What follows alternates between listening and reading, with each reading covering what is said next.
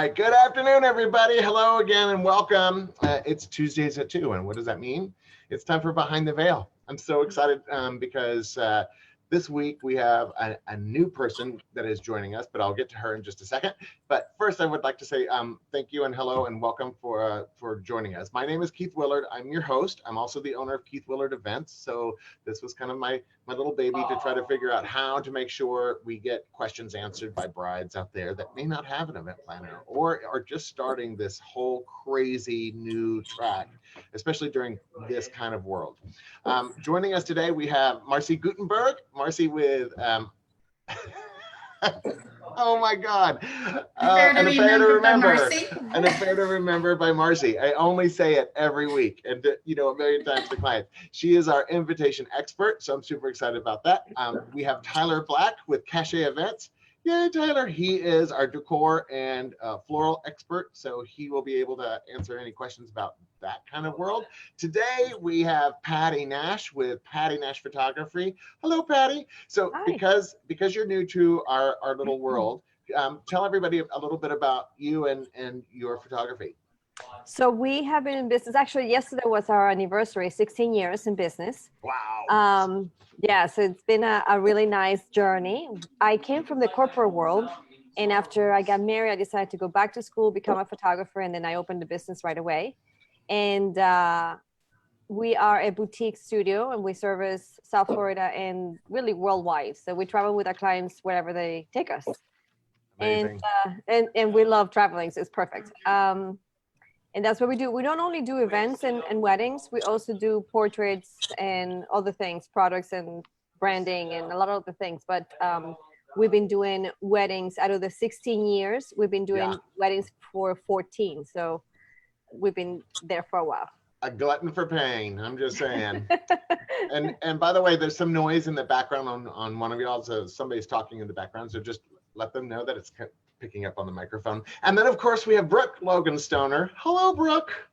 Brooke is my my event specialist, and she provides kind of the realistic view of like somebody that's new to this event industry and like some of the things that she's been learning just in the last 2 years and being part of this. Hi, Brooke.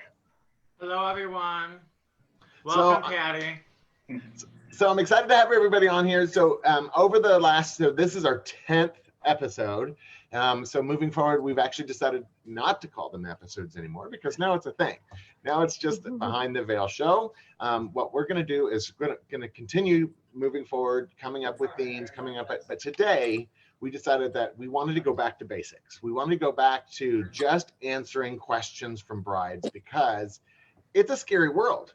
I mean, it is a scary, scary world. And where we thought, when we were talking about, this might be over by August, I mean, what do you guys think? I mean, I'm going to ask the panel, what do you think? Where do you feel like this is going to end up? I'll go. Yeah, everybody's like, I don't want to answer that question. I'm going to be real sweet and short today. It's over when it's over. Yeah, okay. It's over when it's over. Second wave, third wave, it's over when it's over. I'm like, you can't. Every day you watch the news, or I try not to, and catch up on it like 5 days later, and it gets worse and worse and worse all the time. Some things are good, some things are bad. So to me, it's over when it's legitimately over for me. What do you think, Tyler? Well, I just had an experience this weekend, and in the middle of the country, and not much regard, not much care, honestly, for the virus. They seem to feel like it is what it is. We tried to do the social distancing. We had the table set for small. People pulled chairs. There was 10 at a table. No one cared. Nobody cared. I don't know what to say about it other than it was just what it was. So okay, I'll get to Marcy and Patty here in just a second because we were talking offline about this wedding, and I think everybody should. I mean, this wedding brings up so many obstacles and questions and things that people should be aware of, and so they invited 150 people. How many showed up? Now they had 150 RSVPs. RSVPs. And well we couldn't get a count. Well over 200 showed up to this wedding. I mean, and they had to travel, right? They were from LA. I mean, it's Well, not there like was they just kind of. Well, of course, all the ones from out of town RSVP'd, and that was not the problem. It was the locals that didn't feel like they wanted to RSVP because they had sent out over 200 invitations. But I think with it being one of the first big events post, being locked down, people were just out. I don't know if there's a cultural difference. I'm going to say there is in this in the center part of this country compared to where we do business. This wouldn't fly in Florida. No. Oh God. I mean, 150 RSVPs. You expect to have 150 people. I mean, can you imagine if you were at a hotel? Oh my God. They were expecting to actually only have like 140 because they figured some people just wouldn't show up. We got our first clue as people arriving. There was no seats at the altar, and we were like, "Oh, this is going to be interesting." And my God. And they just kept pouring in, and it was.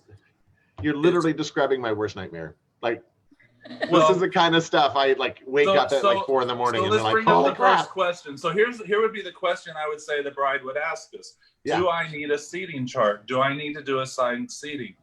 Okay, this bride and groom had gone round and round about it, and the groom's side of the family, which are mostly from LA and so forth, kind of decided it wouldn't work for them, that they didn't need assigned seating. So there was no assigned seating, there was no charts, there was nothing. We just set a bunch of tables at 4, 6, and 8 people, spread them as far as we could. Because you were doing the COVID thing. You were trying to do the COVID thing. Yeah, we had masks available. We had everything. We had all the waiters to serve all the food and so forth. So no one had to touch it.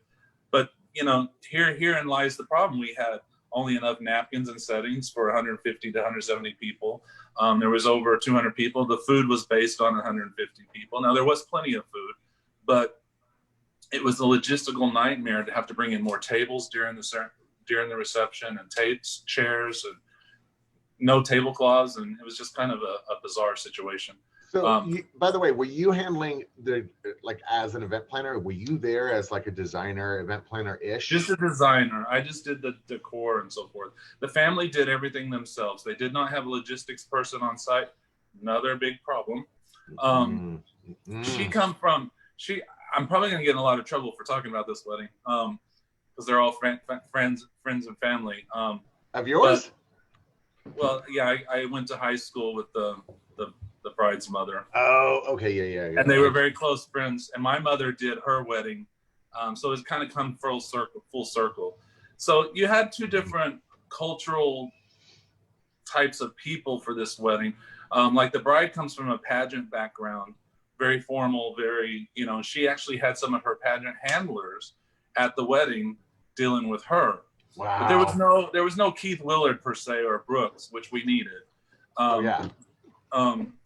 And I didn't feel like it was my place. I mean, I jumped in and helped with the overcrowding situation, pulled tables and chairs and stuff. And then I went and sat in the swing out underneath the oak tree because I was like, this is a lot. This is a lot. Well, but this is a big deal. I mean, when people are first planning their weddings, this is the ultimate nightmare when it comes to a bride and groom. And that's why it becomes super important. I've had weddings where the bride's look, we have some of our friends and family that just do not know etiquette. And if they're not on this list, they don't come in. And we've actually had literally security at the front, and we turned people away because we were afraid of a situation just like that. Yeah. It's not very pretty. But, at the end of the day, you want to make sure that the people that did RSVP, that did follow the rules, have a great time and that they don't cause trouble.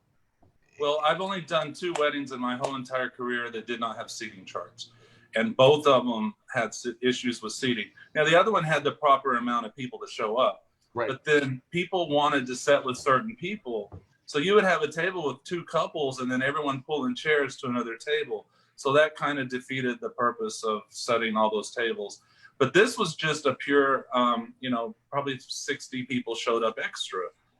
60 extra people. That's a I'm wedding. guessing it could be more. I mean, it was a lot of people. We were just Were kind of these like, wedding crashers? No, these were friends and family of theirs that they were all invited. They were invited initially before the COVID happened. They were going to have a huge wedding, and then they kind of talked to some people, but they cut it down to about 150. They were going to cap it at 150, and when they got 150 invitations, they kind of said, "Okay, well, this is it." I mean, we're RSVPs. But a lot of people just didn't bother to RSVPs. Oh, now, wait a minute. There seems to be a weird thing here, because did they cap it and then people still RSVP'd? No. Once they first come, first serve? got around the 150, they thought we could work it, and that was on the RSVP cutoff date. That's what they had. They did have a couple of people call, and they came in anyway. You know, they were told yes, but this was just a lot of people that showed up. Now I'm just gonna guesstimate, because when I grew up here in the middle of the country, wedding receptions were different. It was a piece of cake, some mints, and some punch. You know, that was a reception. And the mints some seem nuts. weird. Okay, the mints seem a little weird. People just kind of, and maybe some finger foods, but it was never a sit down and all the dancing and all that kind of stuff. So I think the culture here's maybe catching up to the rest of the world. I know they do big weddings here because I've done several, but it just seemed that people a lot of people did not follow the dress code either, which was clearly indicated to be their Sunday best. And we actually had some people in flip-flops and shorts. That is their Sunday best. See, that's the problem. And that's, I'm going to actually flip that over to Marcy, because, wording on your invitation is everything sometimes. I mean, Absolutely. There might have been some ways that you could have added some language into the invitation to help mitigate some of this like nightmare that just happened. I mean, exactly. I mean, you could put anything. I mean, formal attire. You could say, casual chic. However you want to word it, just as long as you're clear about the message. Well, but I mean, if people show up, if you say Sunday best, I mean, this just goes to show you that everybody's idea of Sunday best is completely I was just going to different. say Sunday best is different for different areas. I mean, I would be more specific to say something if somebody came to me and said, would you put Sunday best? I would say, let's word it a little different so that people really know what you're talking about, because everybody's idea of Sunday best might be a little different. And I know people want to be cutesy sometimes with the wording, Mm-hmm. but when it comes to like that kind of situation, I mean, sometimes it's better to be straightforward with your messaging and your info, right? Absolutely. Yeah. I mean, you definitely need to convey that so that your guests know ahead of time how to prepare for that day and how to arrive, what to wear, and what the expectation is set by your invitation, because that is the prelude or the first thing that people see for the event, right? To know what to expect on that day, whether it's formal, whether it's informal, whether it's very casual, if it's a backyard barbecue. Or gangster. It is. You just need to be clear about it, the message. What was that one? Or gangster, Or gangster. Depending on where they're coming, Exactly. Crips or Bloods. You choose a handkerchief. There was a little bit of sweetness to this that it was interesting that this bride and groom have touched. They've crisscrossed a lot of social, economic boundaries, class type of things. There's a very, very colorful bouquet of people at this wedding. And I think that's a great thing. So some of those people just might not have been able to afford anything other than that. But it was sweet. I mean, that was sweet. But I know in Florida, that would have been like, no, please. We'd be having a heart attack. You also kind of know who you're inviting too. Yeah, I mean, you kind of know who you're inviting. They could have kind of spread the word verbally through the chains of the friends. I think they attempted all that. I just think one certain section of the family is just in a whole different. But I have to tell you, as an event planner, I've had these conversations with people before, and I'm like, never underestimate the stupidity of family and friends, ever, because Seriously, they do stuff like this. So, you know, I usually say if you send out an invitation and you don't get a reply, you start calling. Yeah. You know, you're on the phone. Call. And you make it very specific. And that's the other thing is like on the reply cards. Or you know, entitlement. Our entitlement, Yeah, right? Exactly. Where because they're cutting the check, they want to move people or this or Oh, that. yeah. You We've know, had that. You know what it is. You know what it is. There's a no. certain some people have a certain air of entitlement about themselves, or they want this table move here, or this or that, and I'm like, granted, we always try to accommodate, but if I can't, then I can't. And there's one time where we actually were like, no, but Right. normally we do. But there's been a few where we've had, if they feel entitled to be able to run whatever because they write the check. Well, but so Patty. Up. So, Patty, when you're looking at this kind of situation, you know, here you have all these different crazy family members all of a sudden showing up. And I'm sure that the parents and their, you know, family members that would want you to say, oh, take a picture of us. This is the first time we've gotten together. Oh, you know what? We don't need to take ceremony pictures because we want to get family pictures. I mean, how do you handle that kind of like intensity? Where traditionally we get involved with learning about the families and the chemistry in the families from the very beginning. I always ask, are your parents married? Are they remarried? Do they get along? Because it's so important. I need to know because they may not want to be in the same photo. So is your family crazy? Right.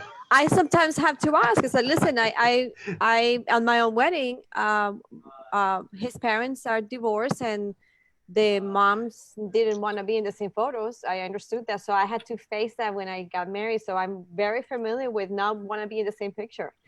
Right. So I asked right away, they remarried? No. Did they get along? No. So I know how the chemistry of the photos are going to go. And I also ask, okay, what is more or less the chemistry of the guests that you're expecting? Are they coming from out of town? Are they local? And are they these friends from like all your life, from college, or whatever? And that gives us an idea of what we are going to be facing. Right. In Miami, and naturally, people know if they said formal. I've never seen an invitation that would say Sundays based, and I can see why people would dress differently. But it's formal and it's formal. The only thing that will be different if it's a formal affair, but it's outdoors on the beach. So some people may just wear a jacket and shorts. Yeah. And that still looks good, but it's just the formal for the beach. I understand. They don't want to be sweating.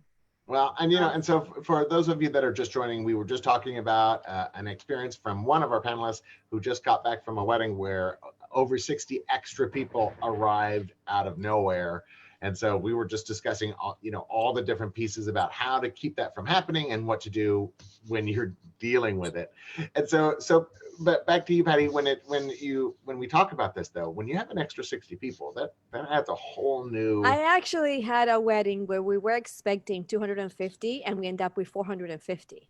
Whoa! Yeah. What? Yeah, and it is. I think it's a like I'm starting to sweat. Like I'm literally starting to sweat. When we saw the ballroom, and the ballroom was packed, and then they had to add tall boys and the cocktail hour for people to just go and stand over there and open the doors because they just couldn't keep everybody inside. And this was a very large ballroom, so it's not like they don't have the space. It's just that there were so many more guests.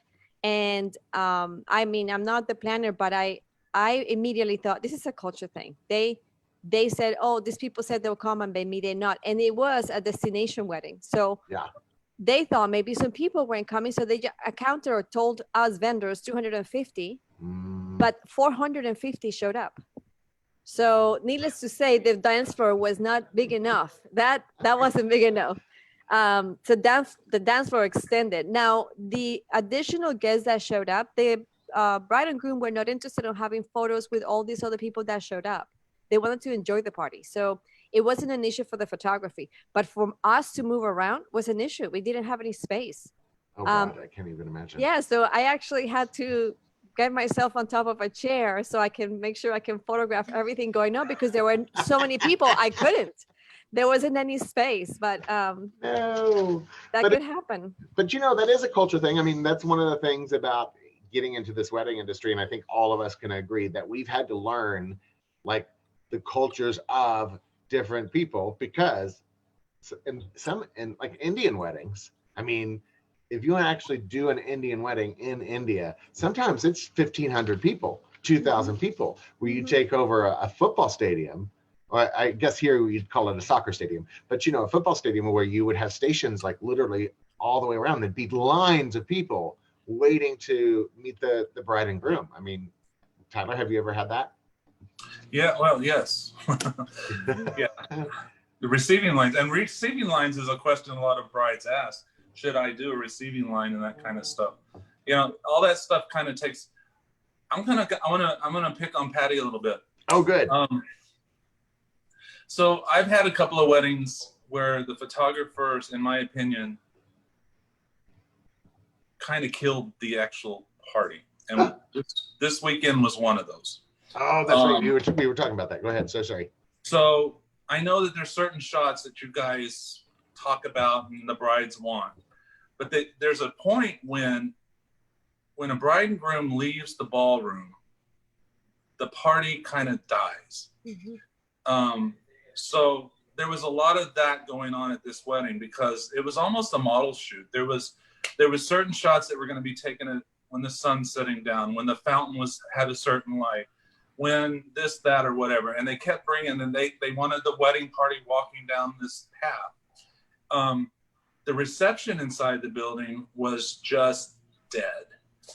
People ate, people sat around and talked while the whole wedding party was outside taking pictures. Now, this is after they've been announced, after they've come into the room, after they've had first dance. And I've seen this a couple of times. How do you talk to the brides to convince them, you know, they want all these pictures, and they also want to take care of their guests and make sure everyone has a good time. But it pretty much, I would say a large majority of the guests left during that period. Well, that's good because you had so many extra guests. It's good and bad. It's good and bad because it started a snowball effect. And by the time the wedding was over, which was an early end time, which was 9:30 at night, 9:45 was last call. Right. And then at 10 o'clock, it was done. There was maybe out of that 200 people, 60 people left. Yeah, but I don't think that was the photographer's fault. I mean, I've seen photographers do that where they're like, oh, get one more shot, you know. Yeah, we get the one more shot type of things. But at the same time, this photographer had planned with the bride and groom all these shots. And I've seen this at another wedding I did, both Oklahoma-based weddings.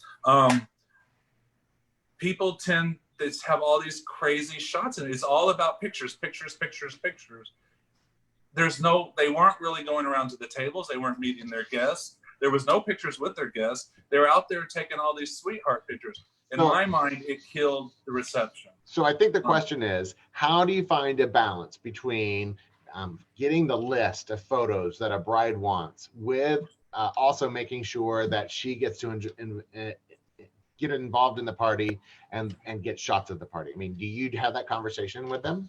Absolutely. And it's all about being organized and communicating ahead of time. Absolutely needs to be done. Now, one of the things that we do, Keith, you know, is that I create a timeline. And it's not just necessarily just a wedding timeline, but I need to have a photography timeline because they need to enjoy the party. They gather all the family and friends and they just need to enjoy the time. And we all know the wedding will last 4, 5, 6 hours and it's done. It's done. So we have to allow them to enjoy it because that's all the memory they're going to have, the time that they enjoy with them. Now, some brides and grooms, they say they're having a wedding indoors, but they want the sunset photos. So I always create a schedule and I say, okay, during this sunset time, this is sunset time. During sunset time, this is happening inside. Are you okay with walking outside to do this? Or do you want to create something different ahead of time so that way we can create some pictures with nice scenery, but you don't have to walk away. So giving them option ahead of time. And sometimes when they plan the wedding, they don't think about lighting at all. So they want all these beautiful pictures during the day and the wedding is at nighttime. It's like, what? That doesn't happen like that. So I need to, my job as a photographer is to let them know, look, if you have all these pictures that you like and during the day, but your wedding is at nighttime, everything is going to be full of artificial light and flash. So it's not going to look the same as what you want. So we need to color the picture for them and say, hey, this is what's going to happen. And create a timeline. The timeline for me, I started a timeline, I think about 10 years ago, and it has been the best decision ever. And I usually give it to the planner so that way they can schedule, and if we need to make adjustments of when this happened or what we had to leave on when, it's important that we communicate. We are working as a team and we want to make sure the bride and groom are happy, but communication and staying organized is key. It's key. Well, and one of the things that we also have to keep in mind is, like, as an event planner, I'm looking at all the pieces. I'm kind of like the meteorologist, and I'm watching where the hurricane goes, and so I can kind of see all the pieces and parts. And I run into the same issues, is that every vendor obviously thinks that their area is the most important, which is important because that's why they're good at what they do.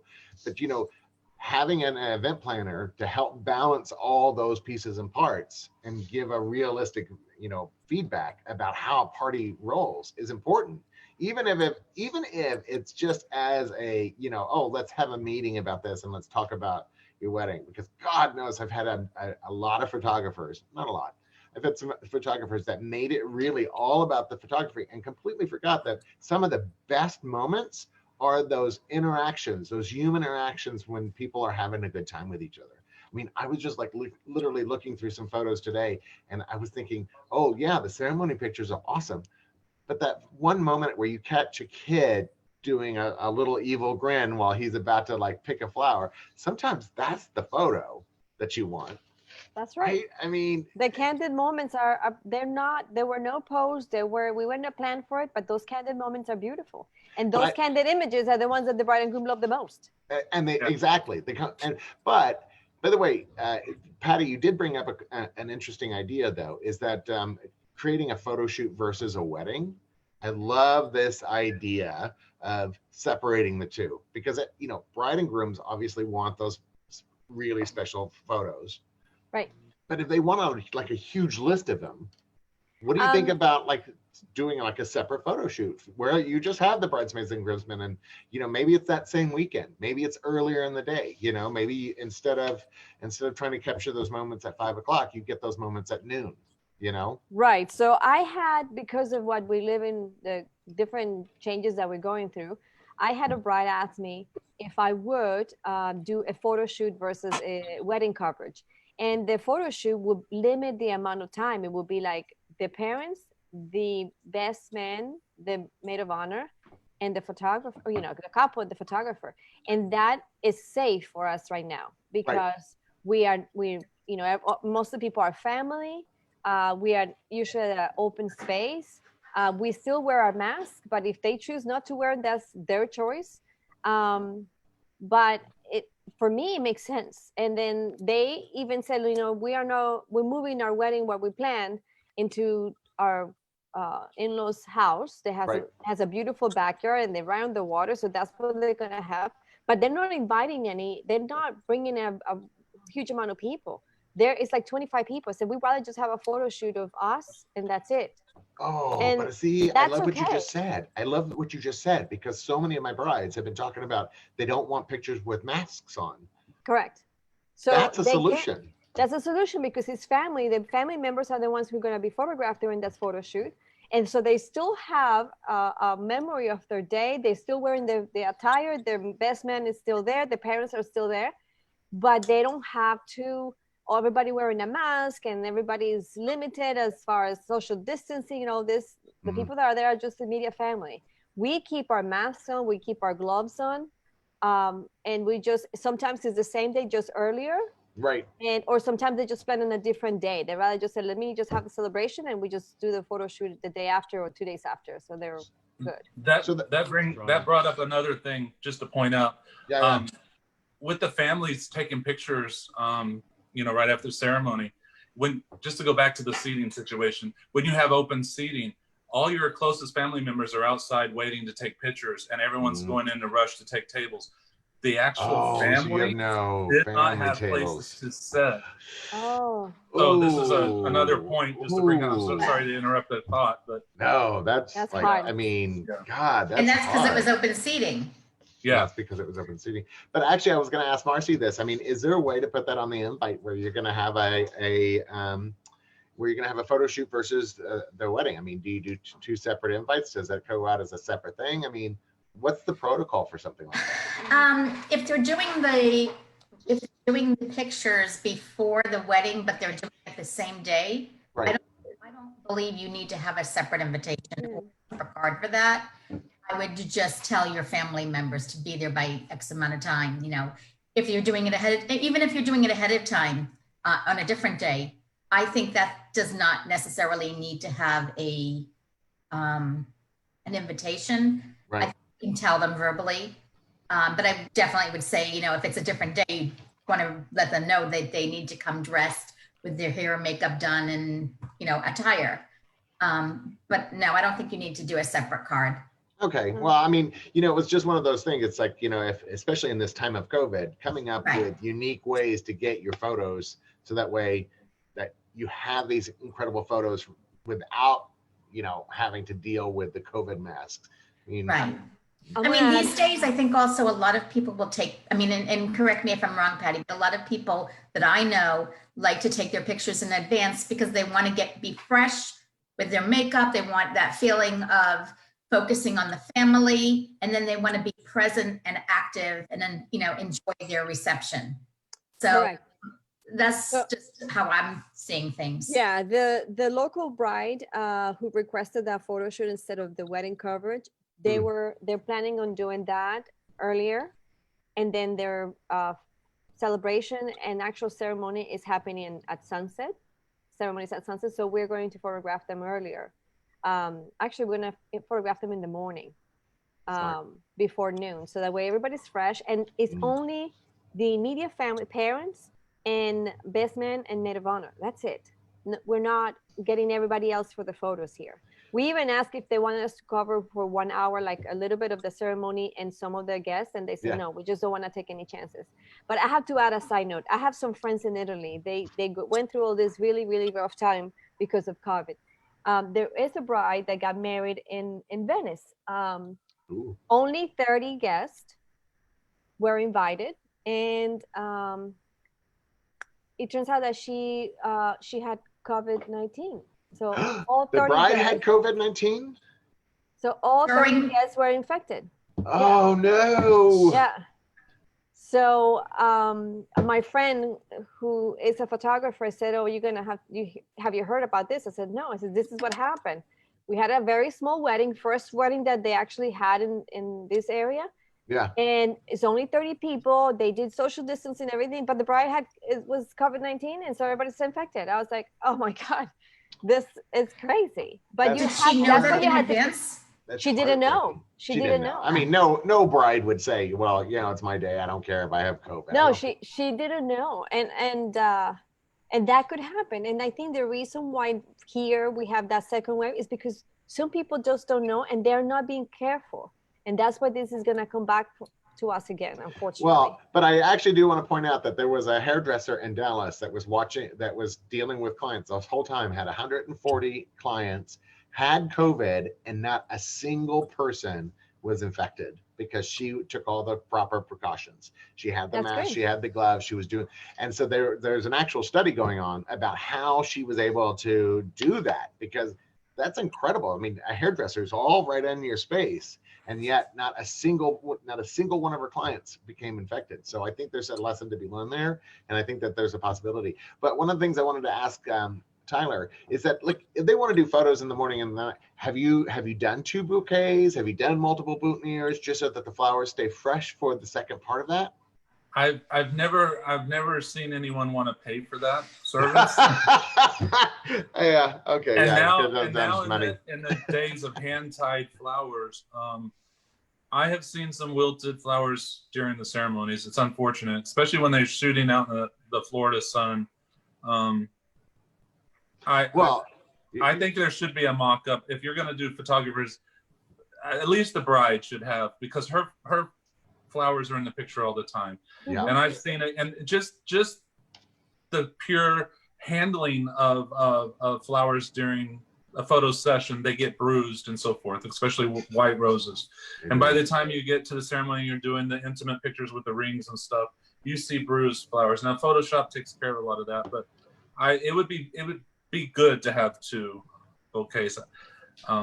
I mean, but no one's ever agreed to this. Well, and the other thing is that as a florist, you have to be really careful about the flowers that you recommend for a bride, because I've seen a bride say, "Oh, I love hydrangea. I want my hydrangea as my bouquet," and I'm like, "No, you don't, honey. They're the alcoholics of the flower community. I mean, because they need so much, because they need so much water. I mean." If you were thinking about long day in the heat, what would be your recommendation as far as the type of flowers that would hold up in a bouquet really well? Well, and I just kind of threw you under the bus on that one because I'm just. It's hard to say. They're all going. Anything white is going to get bruised really easily. So if you have a colorful bouquet, you're going to be in a little bit better shape. I'd also go for an arranged piece in a holder that has water in it, rather than just a hand tied. That hand tied is so popular right now. Yeah. But when you hand tie them, once they're cut, you don't really want that handle going down into a vat of water, and the bride has to carry this wet thing. So it's difficult. Flowers. There are certain flowers that'll last a week, and there are certain flowers that are only going to last a couple hours. And bridal flowers tend to be the most delicate. They really do. Well, yeah. I mean, and it's, as an event planner, and Brooke has had to do this too, is that we've carried around a rag, because sometimes we're putting those flowers in and out of the vases, and of course you got to dry them because you don't want to drip on the dresses. Mm-hmm. Another thing like that I've done when it's really warm outside is I bring misters, and that's smart.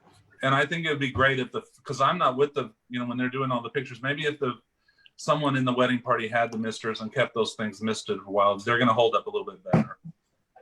So I'm going to totally switch gears here, because here we are at planning our wedding. We're right in the midst of all this stuff, so Marcy, I'm going to bat this to you. If I was a bride and I was coming to you for like invitations, what kind of things would I need to kind of bring with me to make sure that I made the most of my time? Because there's nothing worse than showing up for, like, let's say your taxes and you don't have like any of your paperwork. So honestly, just be prepared. I mean, come with a list of the people that you're expecting to invite. Even if you don't have all of the addresses, try to come with those addresses already set, maybe in a Excel sheet or something like that. But a lot of people don't know, by the way, they don't know who they're inviting yet, right? Right. They don't know who they're inviting, but you need to have a rough idea so that you can get a realistic price quote, because gotcha. Without knowing how many invitations you really need. I mean, if you're inviting a family of 5, are you inviting the parents and then you're inviting each child separately because adults, or are they young children and they're going along with the parents' invitation? Those are all things to consider in how many invitations you're ordering. So you do want to get a rough count of how many invitations you'll need. If you are having the addressing service done or calligraphy done for the guest names on the front of the invitation envelope, then you want to be prepared with that information as well. Have an idea as to what kind of style invitations you like, whether you like something rectangular, square, something, very large. If you want, round. I mean, there's so many different facets. Are you a fan of Pinterest? Are you a fan of a Pinterest board? I love Pinterest because for me. See, I'm like, I know, I'm like, Pinterest board. It's a double-edged sword. Here's the thing. Okay, so here's the thing. There's a lot of companies out online right now that do not make invitations in the United States. There's a lot that do, but there are a lot that advertise online that are more, I would say, cost effective because they're not made in the US. So labor is very cheap across seas. Well, but the other thing is, okay, I'm going to step in because Alibaba.com has these, like, they look incredible visually, but when you get them, they look like pure crap. I mean, exactly. And you don't know when you're getting them too. So you don't, I mean, it could be months before you would see an invitation sometimes. So I personally, my company, I will only work with people in the US. And when I say work with companies in the US for my invitations, I will only do it if they're made in the US. Just so that way you can make sure you're going to get them in the know quality. when I'm getting them, even if it's even if it's a long, like a custom made invitation, I can gauge it by knowing the companies that I'm working with. So I vet all my companies that I work with, and most invitation consultants will do the same. But one thing about Pinterest that I really do like is I get to see the style that the bride or groom likes to, you know, that they're favoring. I get to see the styles that they like, whether it's something whimsy, flowy, classic, traditional, whatever the case may be. It just gives me a better insight into the outlook of what their expectation is. And then that way I can hone in and go through everything that I have, because I have tons of companies that I work with. And rather than showing so many different companies and making things very convoluted and chaotic, I want to make the most out of my client's time. So I would rather get an understanding ahead of time that I can show them and make some suggestions based on what their style is, what their... So question. Okay, so if you're going to Alibaba.com and it's like, oh, you can get this invite for $1.25 an invite, how do you educate people on sticker shock?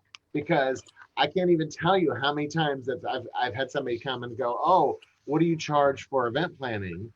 And they're like, well, oh, you know, somebody down the street that just did their sister's wedding will do it for, you know, $50 or $100.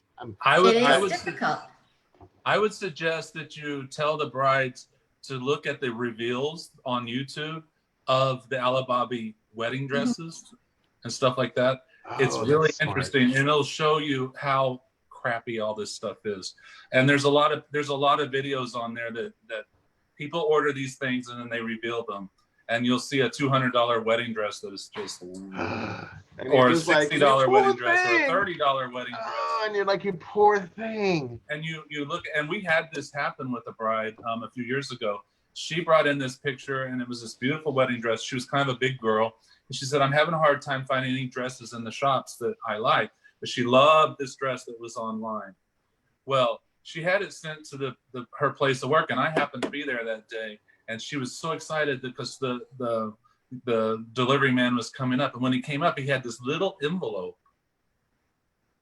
The whole wedding dress was in this little plastic white thing.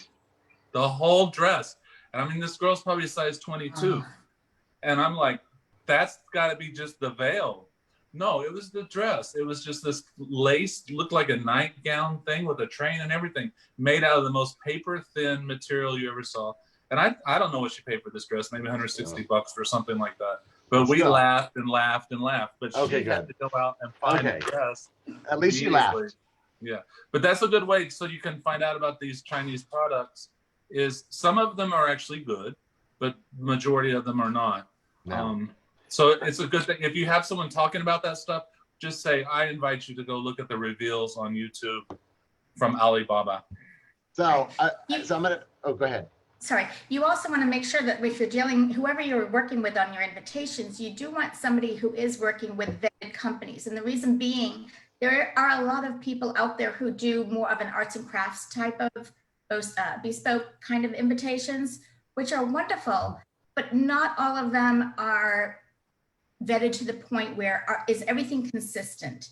Right. And the last thing you want to do is, especially in this day and age where a lot of people will wait till late to order their invitations, which highly recommend making sure you get them well enough in advance. The reason why I get concerned about that is that if you're working with a company or a person that isn't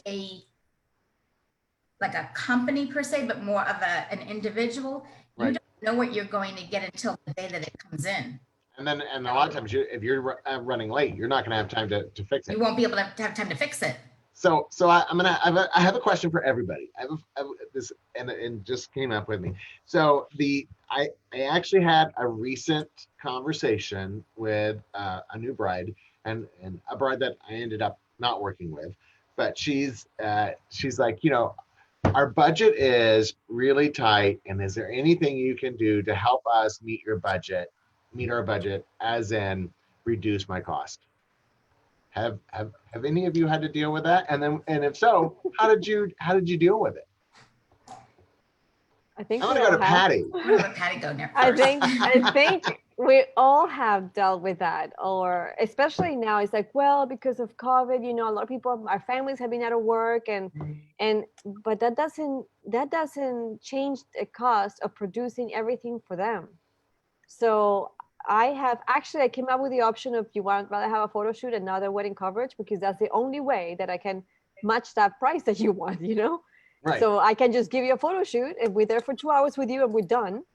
Because based on the budget that you have, I cannot be with you for 8 hours. And just because it's COVID-19 and therefore I have to come out of my pocket to cover it, that is Right. not right. So no, I'm okay walking away from it.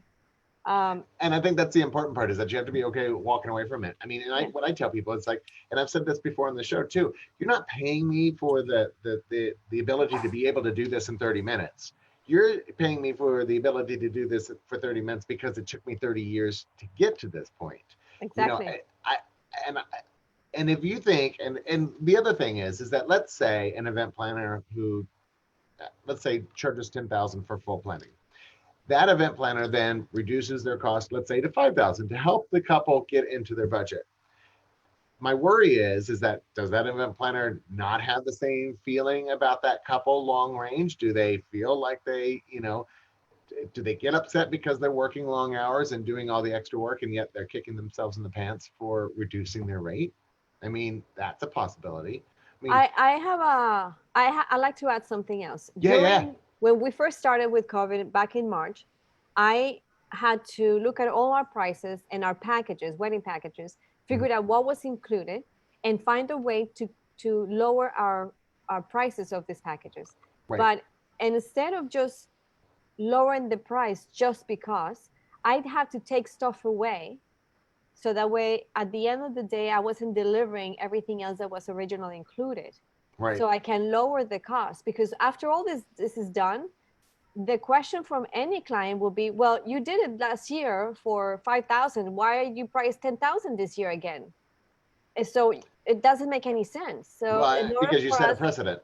Right. So in order for us to come up with a special package because of COVID, we had to break all our packages, take away everything extra that we were included with our packages in a way to reduce the cost, so we can lower prices to our clients. Yeah, because the labor doesn't reduce. Right. We're not reducing the amount of labor. They're fully aware that they are not getting everything else that was originally included, but it's a way for us to lower the cost, and therefore they will benefit as well. Because I think that's important. One of the things that I'm doing with brides is that I'm actually finding out how much work and effort they're willing to put into it. And so, it reduces the number of hours. I mean, a wedding itself can take 600 to 1,000 hours, depending on the wedding, because it takes a lot of effort, and it's all the little stuff. It's the 30 minutes here, the hour in the morning, the invitation, the flowers. It takes a lot of time, and I don't think people really understand the amount of effort that it does if you're going to do a wedding from A to B or A to Z. So one of the things that we've been doing during COVID is figuring out, like, okay, if you find the venue, the photographer, we'll give you suggestions, but you have to do the legwork. I mean, we're working in that way, but like Brooke, I'm not going to pay her less because she's working the same amount of effort for me. And Brooke's like, yeah, no, you're not. She's like, no. The other thing, Keith, is that as part of our services, we do a lot of things for the clients, and the clients are not aware all the extra stuff that we're doing. Right. Because it's things that happen behind the scenes. So we realized that we needed to teach them, what are we doing for them? Like everything else that we're doing, just besides showing up the wedding day and cover that wedding, everything else that we're doing prior to and after is now listed as a value added. So they know, yes, we're doing this, we're doing this, we're doing this. So they know, it's like, wow, they're doing all this. And now that we listed, when the bride called me and said, all of this is included, I said, yes, all of that is included. But now they acknowledge it. So it makes a difference. And now I'm not going to say that every photographer will do it, but I just happen that we do. But it's difficult to really, and I'm going to say this to Marcy and Tyler, it's very difficult to tell people all the little stuff that we do behind the scenes. Like, I probably get still, even with the slowdown, probably 30 text messages a day from different brides, just with what do you think about this? What do you think about that? Do you know anybody that does this? And I love it. I mean, I love doing weddings. I love everything about it, but it takes time to do those things. And those little bits and pieces. I mean, Tyler, I mean, you've probably had this. I mean, you're a decor person. Yeah, it starts with the interview and the proposal part.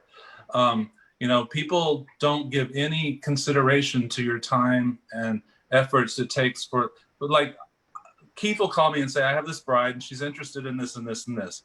Well, I will spend my time looking into ideas for that bride. So I come educated with that. Right. Then we're going to use our creativity in our brain, and we're going to come up with this proposal that takes 4 or 5 hours sometimes just to come up with all the things, because we have to make phone calls, because everyone's got to have this certain little thing they saw on Pinterest and this and that. And we don't always know where to find these things. So a lot of time spent on this. Is before we ever receive a reserve the date payment. Yeah. And then so we're putting in all this time, and then they come back with this. Well, and they don't give us. I'm going to implore brides to please come to the table with a budget for your flower or anything. But they think they're going to get a deal by not saying it. Oh, just this is what we want. Come up with creative. Well, you're using me in a sense, because I'm coming up and creating something that we know that you want, but you maybe don't have the budget for. And then we have to play this whole game going back and forth and trying to rewrite it and make it fit your budget. Whereas if you come to me and say, okay, I got $2,000, it's just all I've got. Right. I can make something look good for that. Or if you tell me I've got between 2 and 6, depending on whatever you give me, we'll make that happen. I know people don't always know what things cost, but I think the more you educate yourself, talk to friends that have weddings and stuff, and learn a little bit, because it's so frustrating on our professional side to come up and try to get inside your head and create something, and we're not even getting paid for that, and that no one realizes how many hours are going into this. Well, and the Knot's a great place to look, because they actually have a great pricing sheet, and they break it down based on your budget. 20% goes to flowers, 20% goes to, and I love that, because it gives you percentages, and it kind of goes, okay, well, my overall budget's 10,000, which means, flowers should be 2,000. I mean, I like it. That helps a lot with people, and it's a simple thing. But I mean, Marcy, nowadays people are really trying to find ways to cut budgets. Are you seeing people that are like, oh, I want the $5,000 invite, but I only want to give you $1,500, and then how do you deal with that? Okay, well, twofold. On the knot.com, yes, they have a fantastic budget creator. You can go ahead and plug in all your numbers and so forth. The other thing is I would suggest making a priority list. What's important to you? Because every couple is different. Yes. Important to them, whether it's whether it's the invitation, whether it's the food, whether it's the entertainment, whatever that is, photography. Make a list and put it in an order, because you may want to reallocate some of the monies that you were putting towards one area towards another area because it's more important to that couple. So I would definitely recommend to do that. The other thing that I actually very smart to turn away a piece of business not too long ago, because the couple actually it was for a different event, but the couple who came into me, they were very tight on their budget. Which we don't mind. Fine. As long as you're open to suggestions. Yeah. Everybody has their niche of what they need to accomplish. However, they had previously dealt with another invitation consultant who was no longer in business. I wonder why. Then they came to me, and they wanted me to give the same kind of discount, apparently, that this said other invitation consultant gave to them. I don't know what they really got, but this is what I was told. Right. Unfortunately, it was not doable. If I did that for every one of my clients, I would not be in business. Exactly.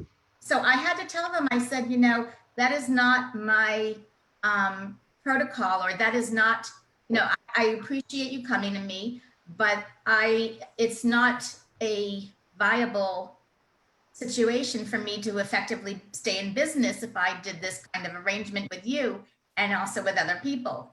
I love the fact that you're so politically correct. My marketing plan. What You're was that? so politically correct. You're like, it's not a viable I'm so- option. I mean, like, you're cheaping out on me. No. I had to come up with something that I would I know, understand. It's just not, and I did say, apparently maybe this is why your other person is no longer in business. Right. I've been around for, over 30 years in the industry. So for me, I have certain, business, a business plan that I have to follow. And if I don't follow it, then I'm not going to be in business. Well, that rounds me out to my final question.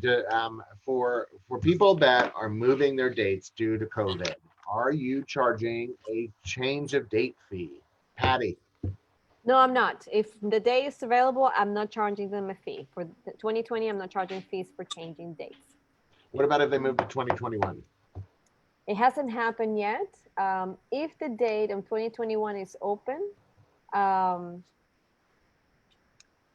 I have to, it hasn't come up yet. So I have to consider that because my prices for 2021 are very different than 2020.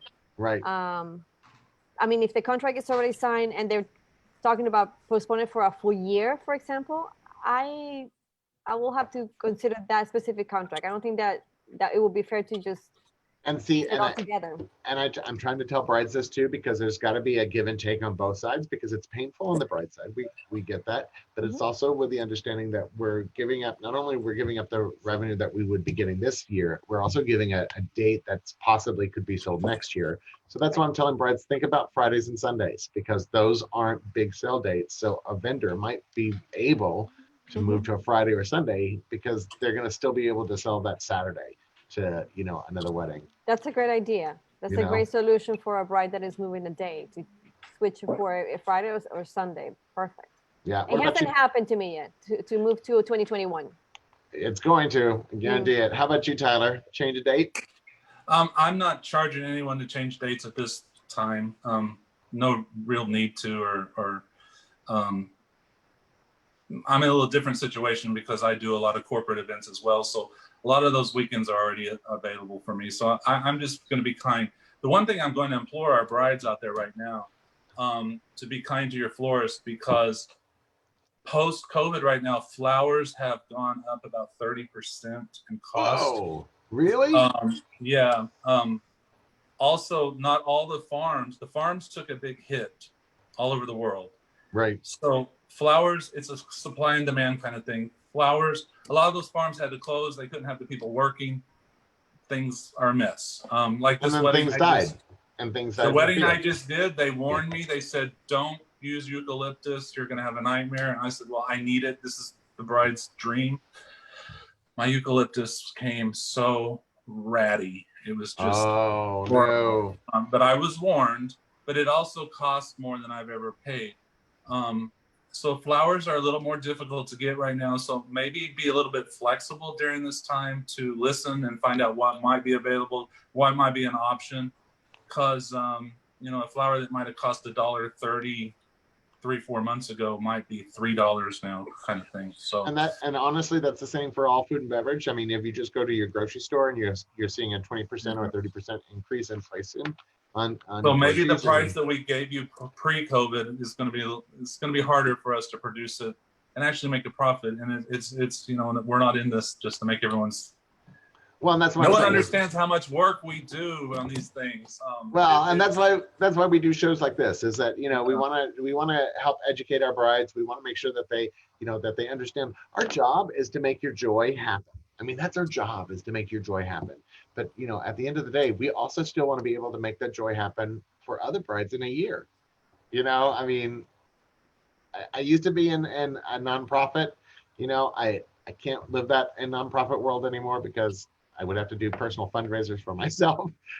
That nobody's just going to give me money. I would just say be flexible on everything. Just be a little bit flexible. You may have a dream. You may have this one thing set on your mind, and it might have been just how your food was going to be at your wedding. It might be that you wanted a band, or you might want whatever it might be. Be a little more flexible, because at the end of the day, as long as everyone's having a good time and having fun, that's the most important. It doesn't matter if you had that special flower that you just dreamed of having all your life that all of a sudden is 3 times the amount of money or impossible to get. Right. So be flexible, because professionals, we can give you a similar look and make everyone happy. And we may have, there's different flowers that cost different amounts of money. There's different flowers that are more hardy than others, but I learned from this wedding, a rose that cost me, this was a lot of garden roses and stuff, and garden roses are expensive. They're the next best thing to peonies, but peonies right now are insanely expensive because that's what we wanted. But I was like, my whole budget would have been gone in just one box of peonies. So I went to garden roses, which were still more expensive. But you were still able to make it happen. Yeah, so it had the same look because a garden rose can be, when they're blown open, they're big. And in the thing, it looks really great. So this bride was very flexible and just said, I trust you, you're going to make it happen. But unfortunately, the eucalyptus, everyone kept saying, don't order that eucalyptus, you're not going to be happy with it. And I said, well, I have to have it. And then I was like, but I never went back to my supplier and said, I hate this eucalyptus because they warned me. But the bride was very flexible on it and she loved everything and everything was beautiful. But, sometimes you got to give a little, you're not going to always get what you always dreamed of in this time. And then what about you, Marcy? What about change? Are you seeing any contracts that are having to move, and are you charging any difference between printing them now versus printing them in 6 months? I actually got very, very lucky with everything so far. I think that it's a matter of, I have a hard cost. So once an order goes in, there are costs that are associated with getting the mock-ups of the proofs. Right. Once it goes to print, I can't stop the printing. So those, they are a hard cost that, they're already being printed. I can't stop the press. So that cost does have to be absorbed by the client. Yeah. For future, I recommend that couples ask for an email on the RSVP card. Because if you should happen to need to get in touch with any of your guests, you can easily have a list of all of the email addresses and send out an email. Whether you're writing a long email or a short email, you can always direct them to a website, but at least everybody's email to reach out to them. Communication is everything right now. Communication is everything. And so we're happy, if they haven't printed, I'm happy to stop it and change the date or have them hold off. So we're out of town, but Brooke, you've been so quiet today. I know. What is happening here? You're welcome. I let everybody else have a show today. Oh my God, Brooke, we missed your face. We missed it. I gave you face, but Patty was new, and I wanted her to talk. And I was totally expecting Thank you so much. I was totally expecting you to say something about this. Watch my sailor mouth. So. Just a little bit. I'm still going to give final thoughts, but it's going to be short and sweet. My final thoughts. Yes. What are your final thoughts? It's crazy times. Remember to be kind. That's all I got. That's it? That's all my goodness. All right. Well, if you can do those two things, we're good. Thank you, everybody. Okay. So thank you, everybody. I think that the takeaways from today is difficult times, difficult world. Price fluctuations are all over the place. Find the right people to work with. Find a great invitation person. Find a great florist person. People that you trust. Find a great photographer. I've always told people, go with your gut when it comes to when you're meeting somebody. There's just something that you will be able to tell when you're talking to somebody, but then follow it up with contracts and emails. Make sure it is written. Everything's got to be written, because if it's not in writing, it doesn't exist. So, and we'll talk about probably that on our next show is about getting things in writing. Thank you very much, Marcy Gutenberg with An Affair to Remember by Marcy. Thank you, Tyler Black with Cachet Events. Thank you, Patty Nash with Patty Nash Photography. We loved having you on today. I'm so happy. Thank you. Thank you, Brooke Logan Stoner. Everybody, have a great day. Have a great week. We will be back with you next Tuesday at 2 o'clock for Behind the Veil. Have a great day, everybody. Bye, everyone. Bye, everyone. Bye. Bye.